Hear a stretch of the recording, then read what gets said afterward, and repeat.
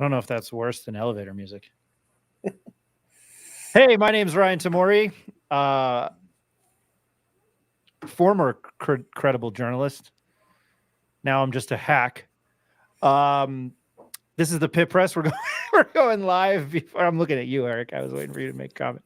Hey, just before we get started, Jamal Baker Jr. was apparently going to play today, and that's all I've got to say about that. Joined by my business partner with the Pit Press, Mr. Eric Malton. Senor, how are you? Hey, what's up, guys? Good. Happy game day.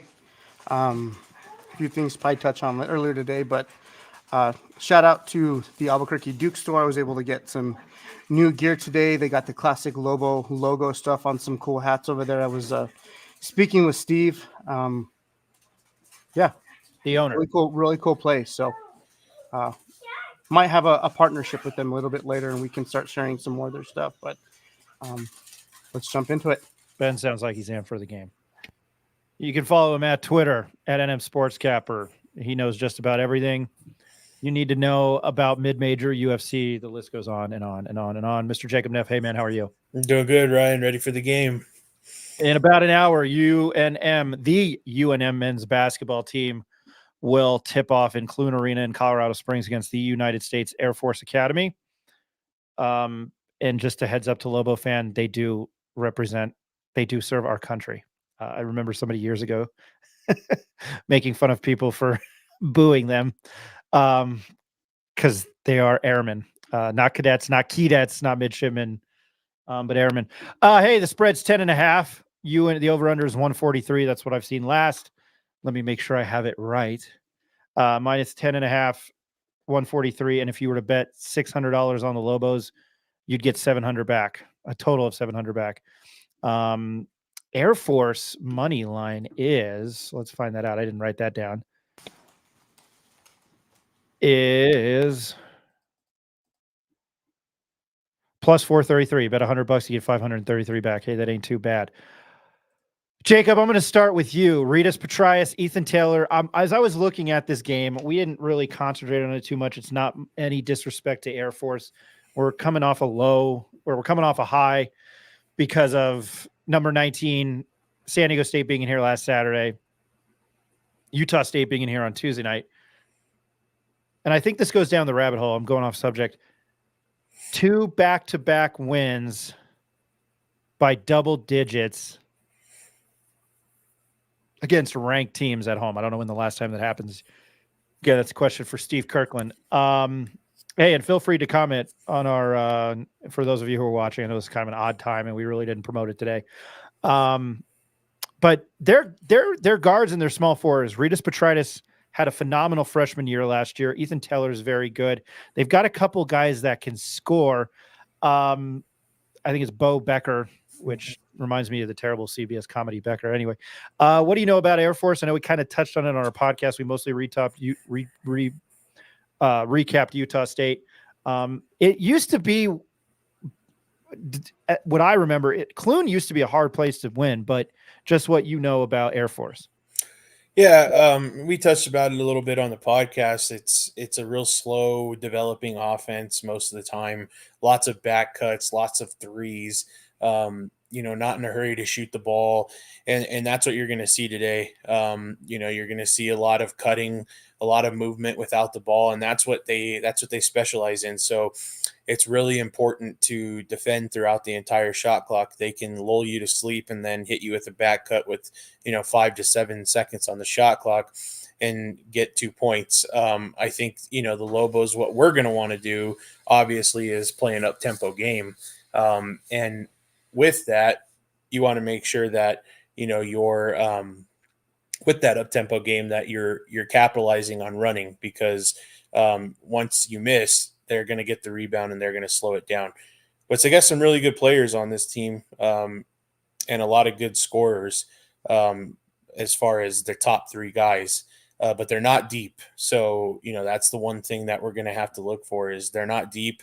If we can stop the main 3 guys that score, because you got Petritis that scores 17 a game, Taylor that scores 17 a game and Bo Becker who scores 15, then there's a significant drop off to their next player, which is Mills, who averages about 8 points a game. So if you stop those three main core players, you're going to be in good shape. That's 50 points from three guys. That's pretty crazy. Here we go, Isaiah. Lobos are going to have to speed them up. Go ahead, Jacob. And all of them shoot over 40% from three. So that's another thing. You've got to they shoot threes, and you've got to see where they're at the court at all times, because they'll make you pay for it if you leave them open. Eric, I'll go to you. What do you want to see out of the Lobos? Well, I think they got to communicate on defense. They're going to win this game on the defensive side. And what they got to do is, one, they got to put pressure on their guards early and kind of throughout the game. Make it really hard for them to get into their offense, because their offense is looking to get some defenders to kind of overplay their guards, and that's when they get you to bite on those back cuts. And that's pretty much what their offense is kind of designed to do. So they're taking one hard jab step kind of up the floor and then getting you on that back door. So one, they gotta prevent that a little bit, not be so aggressive to those passing lanes, but then the weak side's got to be there to kind of intercept that pass, looking for the back door. So I think everyone's gonna, one, know where the ball is on the floor, know where some of those passers or some of those cutters are going to be, and just be really good about anticipating what their offense might do. I don't think that they'll have a hard time scoring the ball. I think they're deep enough to, if they are going to play a higher pace game, which the Lobos are really good at, this kind of puts Air Force at a disadvantage, but definitely starts on the defensive side, and kind of really starting with that on-ball pressure, which is something House is really good at. So that's what my thought is. And there's Ben, again, amped up for the game. Theory of caps. What up? I love it. What up? On my way to Clune Arena right now. Hope the turnout is good. The away side of the stadium had no more tickets available. Shout out to Theory of Caps. I was actually influenced to buy this hat because of him. I went and talked to Steve today. So nice. Well, I'm a connoisseur of caps, but I refrain from wearing anything Lobo on the show, even though I'm sitting in a room full of Lobo stuff that I've collected since I was a wee lad. Steve Bible, make sure to read. I was going to say, make sure to read your Bible. I'm sorry. I enjoy all of our commenters. I'm a jerk. Feels like a trap game, but if the Lobos can run and gun, we should be fine. We need to stay out of foul trouble too. Jacob, foul trouble, your thoughts? Yeah, well, this should be a game that is easier to stay out of foul trouble, because you don't have any significant size advantages for them. Like we talked about on the podcast, the tallest guy on this team that plays is 6'7", so they shouldn't have a problem staying out of foul trouble today. And a lot of these, the Air Force offense is predicated a lot on shooting threes. So as long as you're closing out and you're not getting lazy on closeouts or aggressively closing out too hard, I don't see how foul trouble would mount up unless they come on the offensive end from being too aggressive on taking it to the basket. They're stepping in, taking charges. But I don't think foul trouble is going to play too much into this game. I hope not, at least, because this is not a team that they should get in foul trouble with.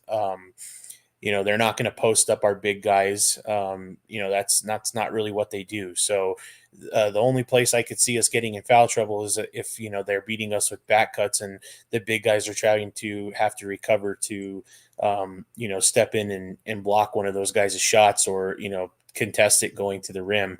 But I don't think we should have problems with staying out of foul trouble today. And if we do, then that could be a problem, because this team's not really good at drawing fouls, or they're not really big in that case. So I don't think that should be the case. And then when you look at them specifically, maybe it is a point of emphasis to not give up too many easy baskets or layups, because this team shoots 68% from the free throw line.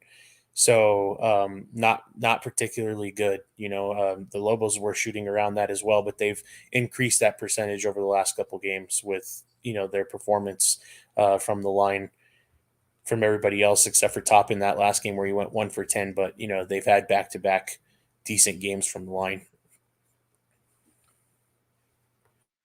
Kevin 34A, just get a road win there. Won't be very many this season in the league. I would wholeheartedly agree. Eric, you watched UNLV and Colorado State last night, right? Look what Colorado State did. Yeah, no, I did, man. And UNLV is good. I think they're going to surprise a lot of teams in the league just with their overall length and athleticism. There was a text thread between all you guys last night. They're going to be a tough out, and as we all kind of witnessed when they played the Lobos, they're definitely a good team at home. But yeah, getting a road win in the Mountain West League play is going to be a challenge, and the Lobos have an opportunity to get one today. You're seeing that right now too with the Boise State game. Boise State is up by 7 with 28 seconds to go at home to San Diego State. So really hard to win on the road in this league. Here's another question for Eric. Another plug. Where did you get that hat from? There we go. Steve's going to appreciate that.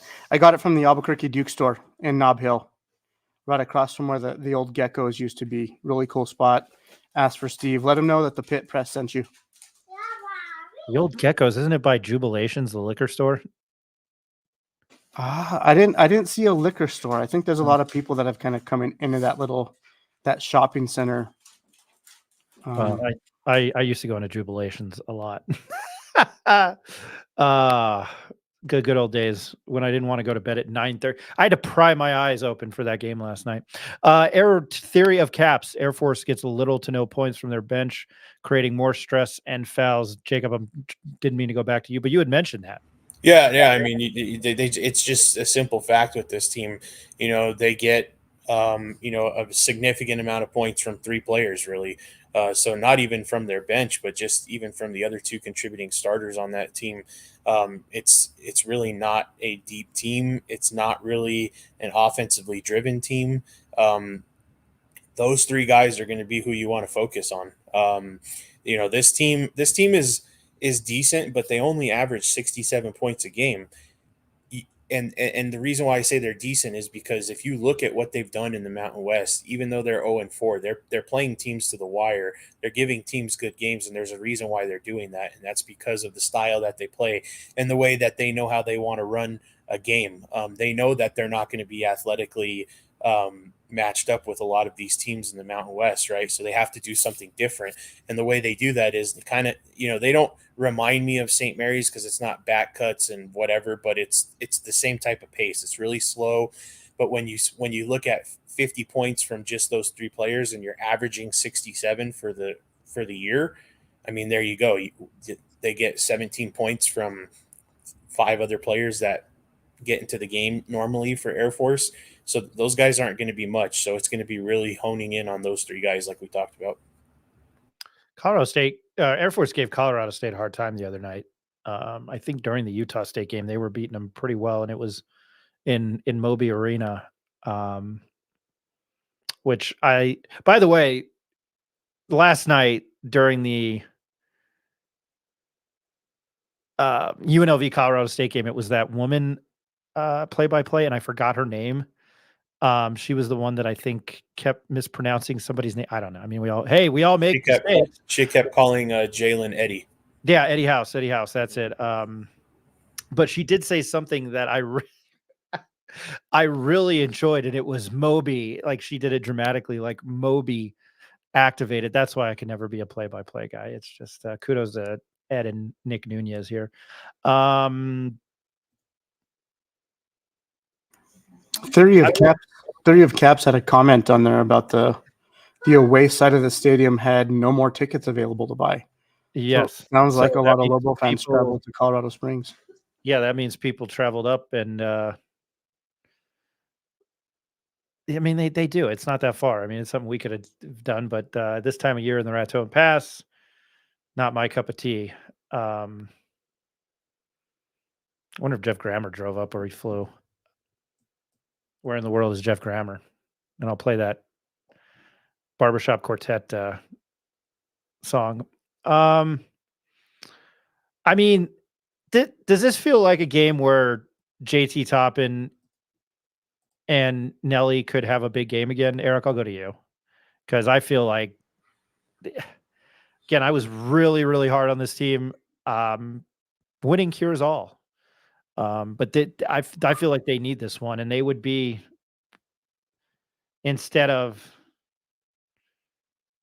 what is it? Instead of 1-4 in conference play, they'd be 4-2. That's pretty good. Yeah, definitely. I don't think Air Force has the bigs or the depth to be able to guard Toppin and Nelly. So I definitely think there's a big misadvantage there or mismatch there for Air Force, and definitely one if I was Patino looking to exploit, especially with having the ball in house and Den's hands to kind of like how they did last game, was just really looking down low, rolling those high pick and rolls, feeding the ball down low.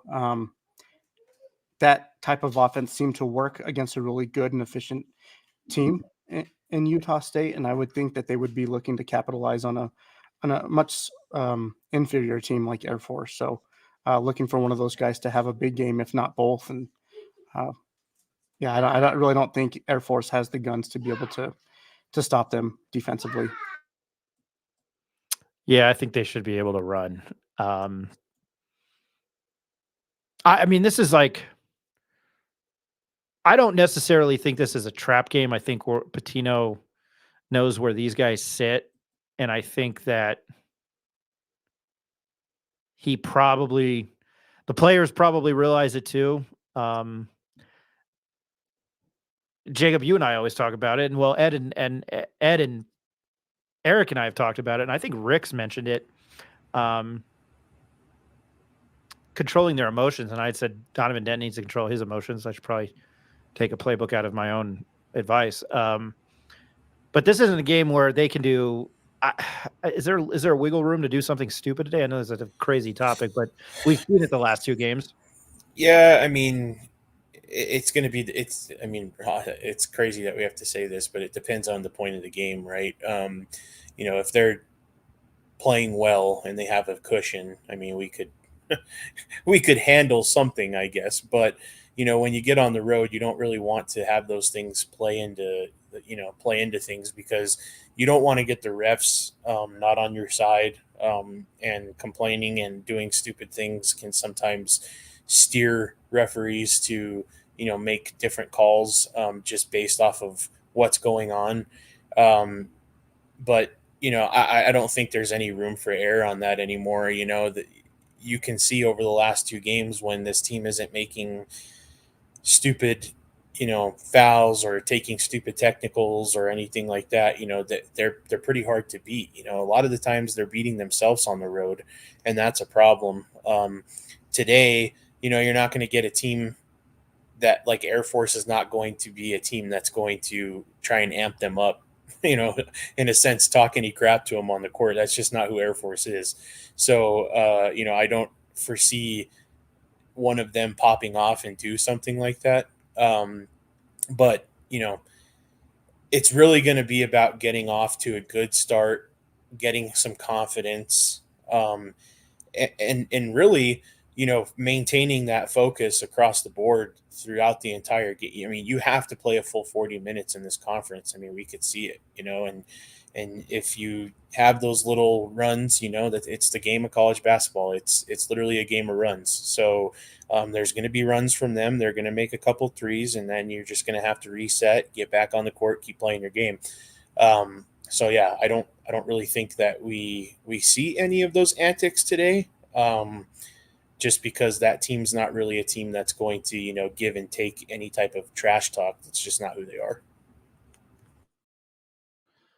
Boise won by 1 point. They defeated San Diego State 67-66. Steve Bible, thank you for that. That's a big win for Boise. San Diego State getting those tough road games early on in non-con, whereas I think UNM gets them later on, because they go to San Diego State at the end of February, then they go to Boise at the beginning of the first weekend of March, first Saturday of March. Borikaga, did I say that right? Lobos are more, I hope I did. No disrespect. Lobos are more prepared this year compared to last year. Won't let outside noise screw them up again. Not a trap game.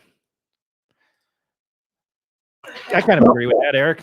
I don't. I mean, I guess it has the potential. Any game has the potential to be a trap game, but the Lobos just have to remain within their their offensive scheme, right? If we see Mashburn start chucking shots early in the shot clock, 20, 25 feet away from the basket, just not high efficient shot making. That's when I think that Air Force can keep this game close. But if they're running a good offense, a lot of ball movement, they are feeding the post, they are kind of putting or taking that shot clock down and just looking for the best available shot, then I think the Lobos cover in this game. It's not a matter of if. I think it's just when. But yeah, trap game, I don't think so. I think any game can probably be a trap game, but if the Lobos do what they want to do and stay within their means, I think they'll be all right. Yeah, it doesn't seem like a trap game to me. Usually a trap game is like a game where you are looking ahead, in a sense, right? This is coming off 2 big wins. It could be an emotional letdown type of game, but I don't necessarily see it as a trap game because right after this you play San Jose State, who's not really, like a big marquee game for them, whether it's a road game or home game. So it just doesn't seem like a trap game to me. It's just like more of a game where can you keep the same confidence and attention to winning than more of a trap game, if that makes any sense. Ken Palm wise, the ranking wise, this is according to Steve Kirkland's notes with UNM Athletics. Net 27, Ken Palm 31. Obviously, we subscribe to Ken Palm. I look at that every day now. I've gotten better about it. Air Force is net 238 and Ken Palm 217. Obviously, this is on the road. I don't think with what I've seen out of Joe Lenardi and the bracketologist and Mike DeCourcy of Fox and then Jerry Palm of CBS Sports, New Mexico is basically like the last team in. Lenardi updated it. So obviously one you can't drop. Oh, yes, my favorite guy, Ice Baby. Love the Lobo hat, Eric. Let's go, Lobos. Beat those Falcons. So there you go. Another plug, Albuquerque Duke store. That's where I got it. And free plug for Jubilations, even though they may have moved. All right. We're kind of going to wrap this up early today, but Eric, I'll go to you first. The line is minus 10.5. The over-under is 143. I would not bet the money line because it's like minus whatever. It's a minus a million, minus 633 or something. It was ridiculous. Your prediction for the game today? I think the Lobos cover, and I would probably take the over because life's too short to bet the under. I got to quote my buddy Chris Bangle at CBS Sports. He's an NHL writer there. The under is the coward's way out. And it's burned me more often than not. All right, Jacob, minus, I'm going to you. Follow him at NM Sports Capper. He knows, dear Lord.